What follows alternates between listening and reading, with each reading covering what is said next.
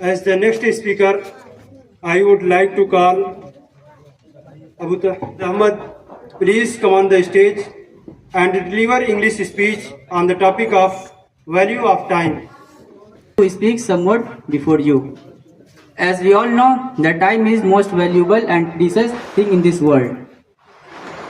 The time is most valuable and precious in this world. It is most important to all of us. Hence, we should utilize it in most effective ways, because it said that time and tide wait for none, and the time has lost. Lost forever if can never be regained. So we should be aware and careful.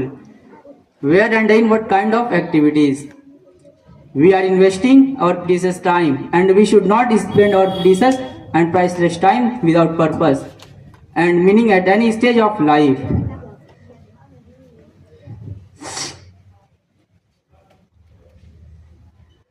As we all know, the time is most valuable and precious thing in this world.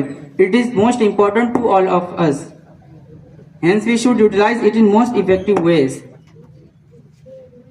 Let me point out how to wisely, effectively, and completely utilize our time, and draw your attention towards some fact that may help us in our life to come. The best and effective utilization of the time includes setting goals, preparing work lists, tasks, taking sufficient sleep, and various other factors. For the best use of the time, we should set long-term and short-term goals. The long-term and the short-term goals will help us in being productive and time saver.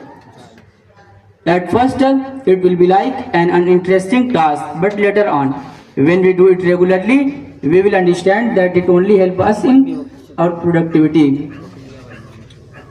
The task in our day-to-day routine is very operative way of managing our time, and in this way, we will recognize the importance of numerous tasks and jobs in our lives.